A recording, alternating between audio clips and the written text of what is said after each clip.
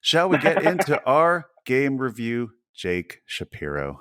Yes, please, Matthew Robinson. Let's do it. Two Jews reviewing Lost Ruins of Arnak. Let's do this. Lost Ruins of Arnak is a 2020 release from the designers Elwin and Min, or Min and Elwin, I believe, as it says on the box. A married couple, first-time designers, long-time employees of the publisher, Czech Games Edition. This is their first game. The artists are Yuri Kus, Andrei Hradina, Jakob Politzer, František Sedlacek, and Miljan Vabrory. They are all employees, I believe, of Czech Games, which is a fantastic publisher, of course, from the Czech Republic. This is the 2020 release big box game. It is 1 to 4 players, 30 to 120 minutes with a BGG weight of 2.88. Jake, do you want to tell us a little bit about Lost Ruins of Arnak from the casual gamer's perspective? Yes, I think I'll sort of ease into it by at the very least just describing the skin, like the overlay. So essentially you are explorers. And when I look at it, I'm thinking, the true sense of like Indiana Jones-esque explorer with a satchel and a whip kind of thing, and a trusty revolver at your side. But it's essentially you try to go to these new locations in the unknown worlds, and there's different ways to get there. And when you get there, there's different rewards that ultimately become resources towards continuing your exploration. And it's beautiful artwork. The board looks super cool. The cards, it's a card game as well, look super cool. All the art on all of them. There are hidden monsters that pop up out of you if you like delve too deep into a cave or go to a specific location. They'll be guarded by monsters that you can attempt to slay for further resources and points. And then along one side is also sort of like a tech tree, I guess you'd call it, where you're trying to build your points and your information along that way. I'm sure that Matt can fill in the details much better than I can, but I will say that I enjoyed it very much. Yeah, no, you nailed it. I mean, this is Indiana Jones, the theme. Absolutely. Yeah. We are exploring, we are archaeologists. Your meeples are called archaeologists in this game. We're exploring a uncharted new land. But the theme is wonderful. And we'll get into whether or not it helps in the gameplay at all, or if it's just sort of a skin. But this is straight up worker placement and deck building. There you go. It is exactly what that sounds like, which is a sort of the thing this year. I mean, there's been quite a few games with worker placement deck building coming out at the end of this year. Dune Imperium, which is coming out later this year, is also a worker placement deck building game. So I mean, it seems like this is on a lot of people's minds, and as often happens, those ideas end up all coming out at the same time, yet they all were worked on independently. But yeah, Lost Ruins of Arnak is worker placement, deck building. Literally, you have 2 workers, and you can send your workers out to certain locations on the board. There are a handful of those locations available at the very beginning of the game to get very basic things. Send your worker, get $2, send a worker, get 2 compasses, which you need for more exploration. And am I remembering right that to send your worker to any of these locations costs you a card from your hand? Exactly. So there is a travel cost to sending your worker out. You can't just pick up your worker and plop them down. They actually need to travel there. So every card in your hand, you start the game with a deck of 6 cards, and you draw 5. So you'll see all but 1 card in your starting hand of your starting cards. And everybody has the exact same starting cards, like a game of Dominion would have. Mm-hmm. And every card can either be used for its effect on the card, or in the upper left-hand corner, there's a travel icon, and there are different icons for different locations. So there's a boot icon, which is sort of by foot, traveling by foot. Mm-hmm. Then there's a jeep icon, traveling by jeep. There's a boat, traveling by boat. And then on some cards, there is a plane, which is a wild, which means it can take you anywhere. Right. So thematically, that's fun. You actually, you have to actually walk there, which is going to cost you a card. And sort of the cards in your hand, as you would imagine, are sort of your actions. So once you run out of cards and once you run out of workers, you must pass. and that's the end of your round. So you want to get as much out of them as you can. You can always spend $2 to create a wild travel or an airplane. That means you can go anywhere, so you don't have to spend a card. But resources are very tight in this game, especially in They the beginning. really are. Really tight. So And there's only a as couple. you Yeah, go go ahead. ahead. No, No, no, I was no. just Go going to ahead. say, as you go, I said earlier that you get resources from exploring, but really what you're getting is more cards, better Right. cards that in your next turn enable you to go farther or do more. It builds quite nicely. Exactly. So, unlike Dominion, there isn't a static card market that you see at the beginning of the game. Instead, there is a conveyor belt card market. So all deck building games either have the static market, like Dominion, or they have Hmm. sort of the star realms constantly rotating. Buy a card, slide them down, add new ones, and the whole deck is asymmetrical, and every card is completely different. Um, and this has that. So you start the game with I think there are 5 items out. There are 2 different decks, items and artifacts. And there's items, and as an action, you can buy an item. The items all cost gold, and artifacts all cost compasses. Um, and the only difference between them is that when you buy an item, it goes to the bottom of your deck, which Right. means that it You doesn't go don't in your get it till discard. later. Exactly. You don't get it till later, but it's a little bit better than Dominion, wherein it's going to get thrown into your discard pile and then shuffled up, and you'll draw it when you've Hmm. completely drawn your deck. Anything you And the buy, other ones are like instants, basically. right, the artifacts are instant, but anything you buy this turn that's an item will definitely be played ahead or drawn ahead of the cards you played this round. So it's a little bit better than Dominion. You're definitely going to draw them before you draw the cards you just played. There's And also yes, a good amount of vying for those cards on the conveyor because sure. you might really have your eyes set on something perfect for what you're working on, and if you don't time it out right, the opponent can snag it.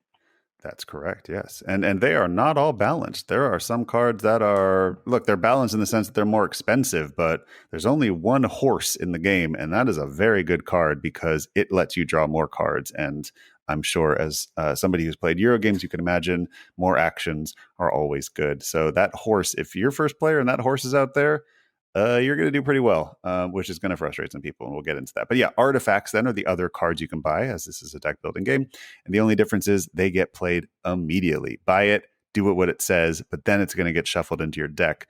It's free to play it the first time you buy it after you've paid the cost for it. But any other time throughout the game that you draw it from your deck and you want to play it, you're going to have to spend a tablet in order to use it. So it's free the Yeah, an first time, activation cost. and tablets are somewhat expensive resources to get. They're rare. They have a lot of uses. So yeah, in the future, it's going to always cost you a tablet first time free, and all items are free to play in the future, but you won't see them for a little while. So there's some cool differences there. I really like the difference between those two decks. Um, and I actually liked the thematicness of it. Like, a horse, like you feel like you're moving faster through your deck when you get it. It's helping you do things. There's a machete that allows Hmm. you to explore farther, and There's a also dog. yeah, but the machete also allows Dog you was great. to cull cards from your deck, like you're cutting them and getting them Yeah, out of your yeah, deck, which yeah, is yeah. really cool. And of course, as in any deck builder, culling cards is very strong, and you can build whole strategies around that. So it takes all the tropes you know from deck building, and it also takes all the tropes you know from worker placement, because worker placement can be, I mean, like I said, resources are tight. There's only one space on the board to get $2 at the beginning of the game, and if you ain't first player, you ain't going there because someone else is going to go there ahead of you. And then, okay, you're not buying cards this round, probably. What are you going to do? Well, you've got to zig when others zag. And so part of that, though, is creating new worker placement spots by exploring. So once you get 3 compasses, you can explore a level 1 location. When you explore it, you have And to spend 3. Yeah, go ahead. did we already say that there are basically like what was it, 3 tiers of locations? Like There, an well, easy, a yes, there's medium, and a difficult? There's the tier that's already there at the beginning of the game, the tents. Then there's the level 1 sites and the level 2 sites. Right. So you go to one of these level 1 sites, you send your worker there. You've got to travel there, meaning you're going to have to spend a card with a jeep or a boat on it, um, or you're going to have to spend $2 to sort of make a virtual travel token. Then you're going to draw the top tile, these wonderfully beautiful, thick tiles with wonderful art on them. And you're going to see a new worker placement location. And you don't know what it's going to be. They're all good, but they're all different and they give you different things. And the nice thing is, the minute you explore it, you instantly do the action. So, draw a card, get $2, get a ruby, whatever it is. Sometimes if it's really good, meaning you get really good resources, you have to take a fear card.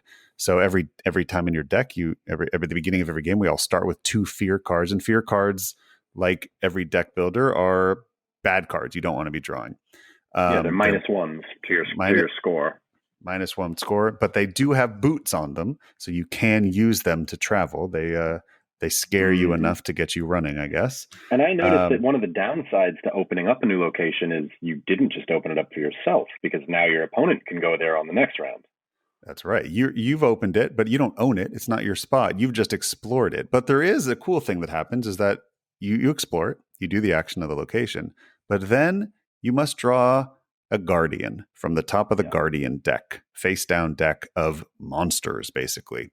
This site is then going to be guarded by a mean, scary monster with really cool art on them. They're not named, which I actually think is really fun. So you get to kind of decide what you would call these baddies as they come out. And one of them definitely looks like the Beetle from Starship Troopers. And we just called that the Starship Troopers Beetle. And that sits on top of the location, does not block the location. All it does is, at the end of the round, if you have to pull your workers back, as you do at the end of the round, if there's a monster there, you take a fear card. And that monster could sit there for the whole game. It tells you if nobody kills it, right? So as a separate action, you could either kill a monster that's already at your recently explored location, or when you travel to another location, you could kill the monster there. All monsters are worth 5 points at the end of the game, which is a lot.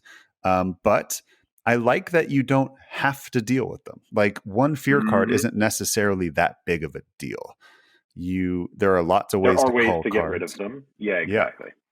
And there are so few actions in this game, and the resources are so tight that I often found myself going, I don't want to deal with this monster. I got too much stuff to do. Like, I'll take the fear card. I don't care. Or like, I know I need that ruby for something else. Like, I'm not using it to get rid of this monster. Like, I don't need the 5 points that much right now.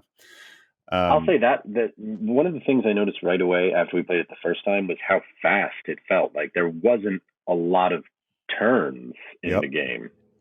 That really made an impression on me, because, like, as I started to grasp how it would unfold, it's over. Before you have a chance to, like, really build it, you're done. It's done. Absolutely. There are 5 rounds in the game, and a round ends when you have no more actions left to play. And you do that 5 times, and you only ever draw 5 cards from your deck, and you only start with 6 in your deck. So you need to figure out how to get more actions as the game goes on. And some of them are going to come from your cards, and some of them are going to come from...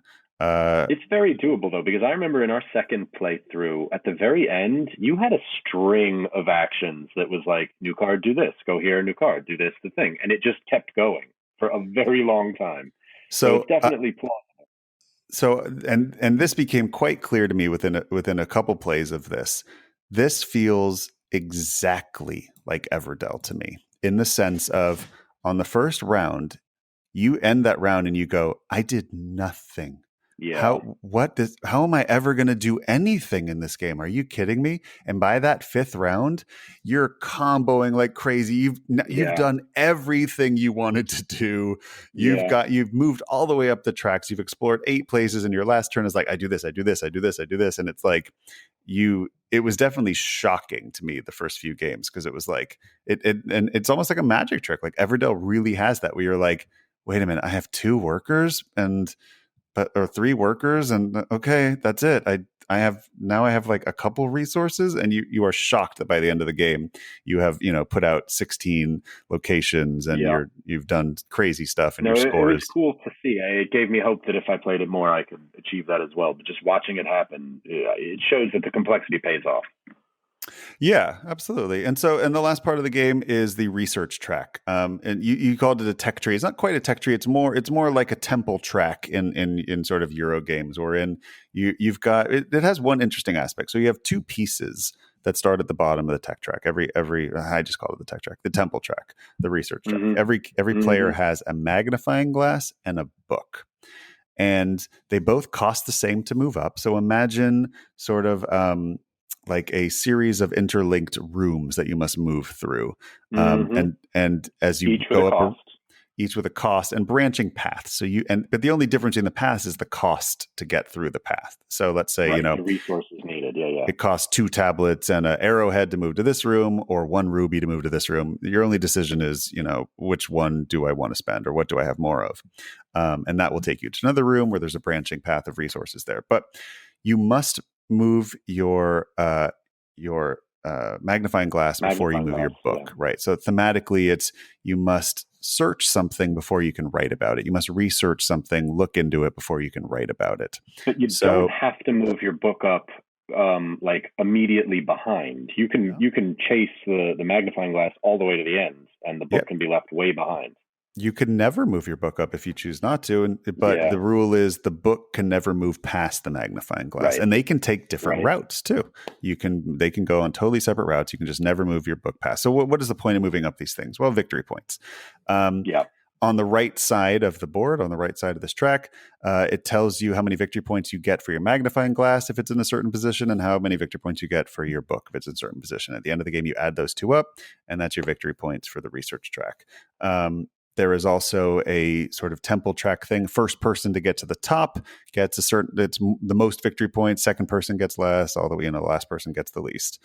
There's also, if you're at the very top, you can still keep spending resources to just buy victory points at the end of the game, in the form of these tokens that have different victory point denominations. And I'll say that on our 2 playthroughs, on the first one, I kind of just ignored it. I was like, all right, let me get a feel for the rest of it. It was a lot to take in as the casual viewpoint, and it was a complete slaughter. Like, there was no doubt in my mind that by ignoring that was you cannot ignore it. Right. And that's so I played this over the weekend with on Tabletop Simulator with a private mod that's not available, so don't search for it. I played it with, I just don't want people to be disappointed if they go look for it. Go find it there. I played it with Ben and Paul, and I told them before the game, do not ignore the research track. You cannot win without it. You cannot win without the research track, right? You don't have to get all the way to the top. Actually, I don't know if I agree with that. You might actually have to get to the top to win. But you don't have to make it your entire game, but you better make it a big part of your game. I don't think you can be competitive and completely ignore it. And I tried really hard the second playthrough to get up that. I couldn't do it, at least not on my first attempt. Yeah. I'm sure that the math of it and the economy of resources that you need to accumulate so as to maneuver your pieces up that thing. I didn't get it in the first move, but it's clear that's huge. The downside with having I've played this 4 times now, so I'm not going to say that. I'm sure the designer could come on and whoop me without touching the research track. In fact, I'd love to see that. I wonder if it's possible. I think it would involve a lot of monster killing and a lot of searching, which then involves getting the right cards for that. That's the difference, is that, like, if you don't have cards that make you a better monster killer or make you a better searcher, or you don't have the right turn order. But we saw a few cards that did that. I think right. There was, but I'm saying if you don't get those cards, there's no cards that you need to do the research track. You just do it. Right. Right. So so that's the difference, I think. But yeah, I'd be very interested to see somebody beat me or beat anybody without even touching the research track. But the research track isn't necessarily fun to move up. It's just resource management. It's just, okay, I need, in order to make it all the way to the top, I'm eventually going to need 9 rubies, 14 tablets, 17, exploration. You can just math it out quickly. Yeah. And just go like, well, here's what I need to make it to the top. I have 5 rounds to get all those resources to make it to the top.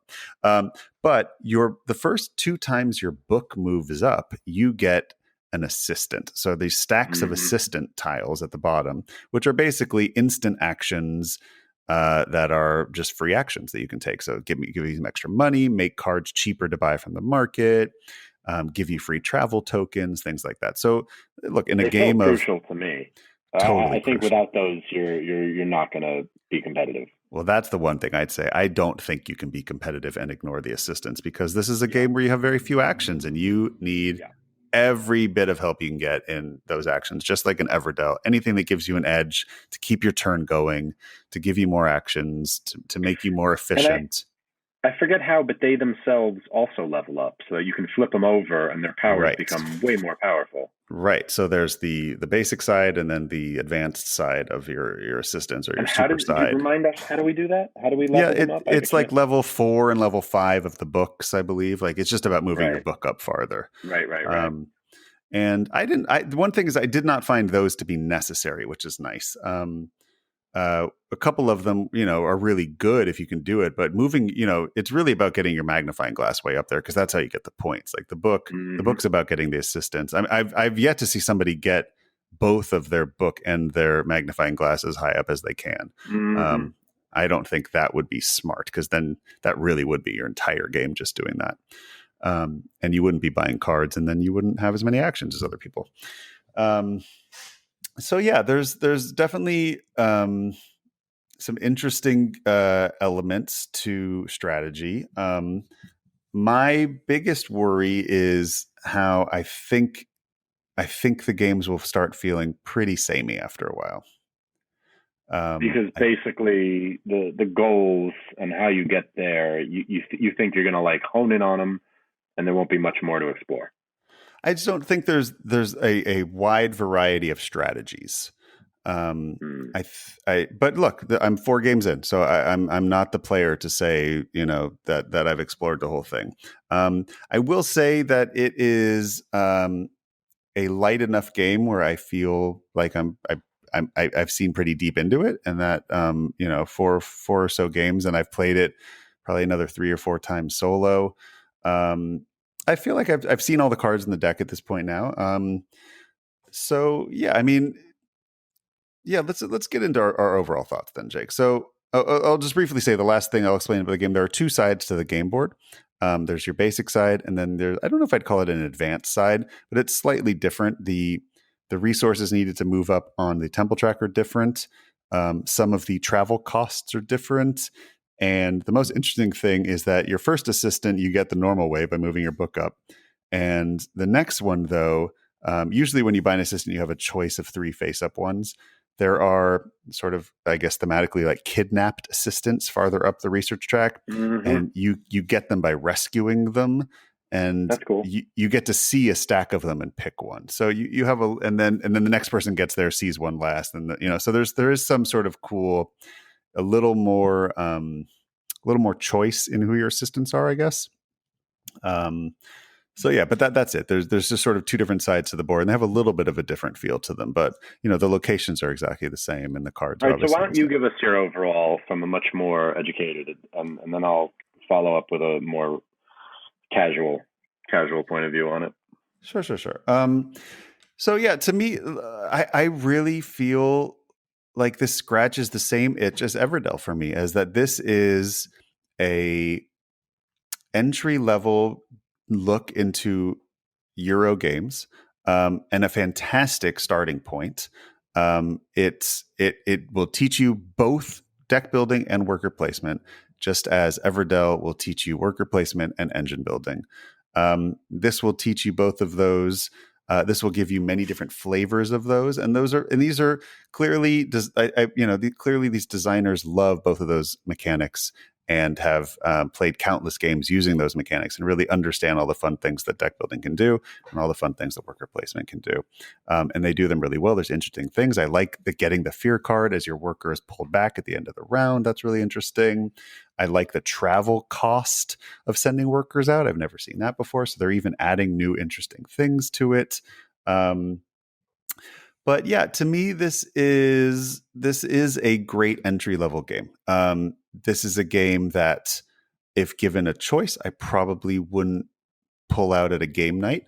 But I think this is a game I would bring to play with casual players. Now, that being said, is it too complicated for a casual gamer, like a real casual gamer? Like, would I teach this to somebody who doesn't play board games? No, I wouldn't teach Everdell to somebody who doesn't play board games either. Really, I would start simpler. Um, so that begs the question: is this appeasing no one really, because it's a little too complicated for non-gamers or very casual gamers, and maybe a little too simple for more experienced gamers? I don't know. I think that actually your mileage may vary on that, but personally for me, I have enough people in my life or know enough people that like games, but all don't want to sit down and play a 3 hour economic simulation, but do want to play something with a little more meat on its bones than Cards for Humanity. Um, I would happily play this or Everdell, and I really like Everdell, which is also a little bit of a problem too, because these do feel very similar to me in the itch they scratch, in that itch of entry level mechanics that are still enjoyable enough for somebody who is more used to more complicated fare. Um, Mm-hmm. I would rather play Everdell than this. I personally, I like an engine builder more. I like that. That's my vibe more. But if you have that same kind of thing where you're like, I want that next step, or you have people in your life that like board games that aren't, of the Catan nature, and you want something new to play with them and show them the wonderful world of deck building and the wonderful world of worker placement at the same time and all the cool things it can do, this is brilliant. I think this definitely scratches an itch. BGG has it weighted at 2.88. I think that's pretty spot on. I personally, I'm very weary of adding games to my collection below a 3, purely because I know that they don't get to the table as often as other ones, just from the nature of the flavors that I like in my food, metaphorically speaking. Mm-hmm. Um, so yeah, I was a little disappointed in that I guess from watching some playthroughs, I thought it was going to be a little meatier. But it was enjoyable. It was just that thing where it's like, okay, after 4 or 5 plays of it, I could see this hitting my sell pile. Right. Yeah. Tell me, Uh, Jake, how did you feel? I got to tell you, I think I 100% understand your point of view because you said it really well. I think as the casual gamer, it hit me perfectly. Mm, It was challenging enough that I felt like I definitely didn't see through it the way you know how for you can see through it because you have so much more experience with much more difficult things. For me, it was just the right level of difficulty to make it both interesting and challenging.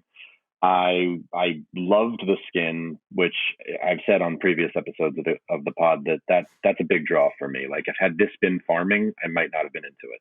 right. But the visuals and the theme really brought me in.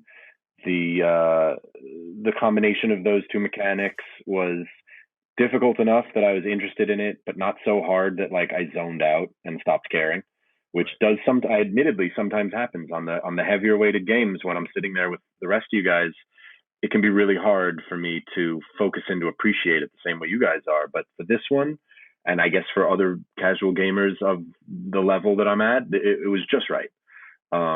I could probably play this way more times than you and continue to enjoy it, if only just because of that difference.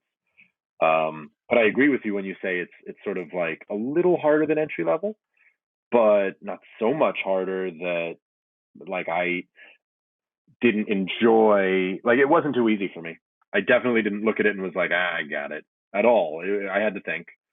Um, I Well, I enjoyed playing did it a too. lot. I would. Look, it's not it's not like it was Candyland for me or No, you're something. not bad For me, mouthing it. I'm like, not saying you are. no, It's no, fun. no. I just mean like from my level, it was perfect.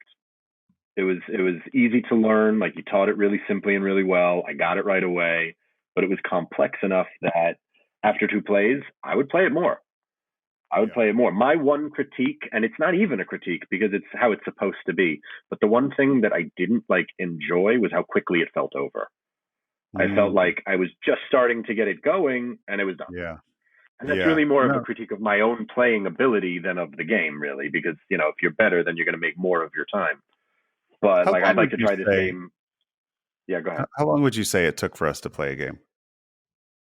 Way under an hour, Yeah, 45 that's what I minutes, think too. maybe Yeah, yeah, it's 40 I mean, minutes, 45 minutes. at 2 player, it's really fast. Now, I played it with Ben and Paul over the weekend, Yeah. It took us almost 3 hours with a teach. Jesus. So what is that? That's Now, just because you added a third player? well, look, tabletop. I think this is a game that is worse virtually. Um, as Yeah. as in any game where there's a million resources, like it. Look, it takes two Yeah. seconds for you to reach over and grab things, but now I got to get my mouse and I got to pick up two coins and bring them Yeah, over, and then maybe. I got to scroll up to the market and grab a card and drag it all the way into my deck, and like I think this is this should be a 2 hour game with four players, I think, and it was almost three with three players. So Right. but I will say this: Ben and Paul really enjoyed it. I don't want to speak for them, but they seem to really have a lot of fun with it, which. I guess I didn't totally expect them to dig it as much. I'm really glad that they played it with me because I wanted to get more than just a 1 and 2 player play of it in before I reviewed it. Yeah. Um, but they seem to really dig it, and hearing how much you enjoyed it really makes me like it more too. um, I really enjoyed it. I think I might be a little burned out on deck builders, or at least like I love deck builders so much that like I almost need Yeah. something really new in order to make it interesting. Like I get Taverns that. of Typhonfell. I love Taverns of Typhonfell. Like I absolutely adore it. And Res Arcana, I absolutely adore. And those are weird deck builders. Like those are like so it's almost like to get me excited about deck builder, you have to do something weird or something that Right. And this almost was feels more like in the cut. This was more like standardized, like really right in the pocket. yeah. I mean, and Res Arcana isn't even technically a deck builder. It's more of you literally build a deck before it starts. So, but you're not actually adding to it as the game goes on. But Well, um, just in a nutshell, for me at least, I would say that I really enjoyed it. I would definitely play it again. And I think anybody who has ever identified themselves as maybe not as like super serious about it, but really does like these kinds of games, I think this one might be for you because it's hard enough that it doesn't just, you don't see right through it, or anyway, I didn't, but it's enjoyable. It's not so difficult that you can't make moves and plan your future in it. yeah, I think they have a hit here. I mean, honestly, I think this game's going to do really well. I mean, the theme, Plus, it's beautiful. I want to hit that gorgeous again. artwork. It's gorgeous. It really is cool. The artwork is kudos to the artist on this because Yeah. it's shockingly beautiful. And the board is gorgeous and has this really Yeah. cool The sort board of is great. unusual perspective where it's almost like this 3D. You're looking over this world, but at a bit of an Hmm. angle. Um, Yeah. really cool. Yeah, I think this game will be a hit in that I think it could appeal to a wide audience. It's just a question of like is the proportions of enough for casual but also or simple enough for casual but interesting enough Right. for experienced players. Right. Right. um, Right. is it going to hit them both enough? And I think it might. I just think I already have that game, which to me is Everdell. Like Sure. if I have that Sure. group Sure. where I want something that I'm going to really enjoy, but also isn't going to overwhelm a new player, I'm going to bring Everdell out. Yeah. That's Well, it's hard to the review thin something niche in a of that. vacuum. I mean, but yes, I hear what you mean. Absolutely. I'll just give you quick thoughts on Solo. I know some of our listeners are going to want to know Good what a idea. Solo game is. It had a really cool AI. Sort of, it comes with this deck of tiles, and five are green and five are red. And the reds are just more complicated version of the greens, and so you build the difficulty of it by how many greens you replace with red. So I think they said like easy is to replace two of them, and hard is to replace all of them. Um, I That's replaced clever. Is that a standardized methodology when they go no, to solo modes? no, it was new. I hadn't seen it That's before, really and cool. it's just flip a tile, do what it says on the tile, and it plays very similar to two player. Um, I I think difficulty might be an issue. Again, I'm not the guy that always wins the games. Like I'm not a wildly smart Euro player. I've just played a lot of games. Um, I did 4 out of 5 red, and I whooped it on my first try. And I did not want to whoop it. I wanted to be So you think whooped. it wasn't hard enough? Yeah, well, 4 out of 5 difficulty. and I smoked it. I mean, it wasn't even close. Right. And I was like, I chose one that I thought I would lose at. I was like, all right, I'll do the second hardest difficulty. I think this thing will spank me. That'll be fun. So Yep. I was a little like, ugh. And look, this is not a brag. Like I'm not the genius Euro player in our group. Trust me, I lose usually.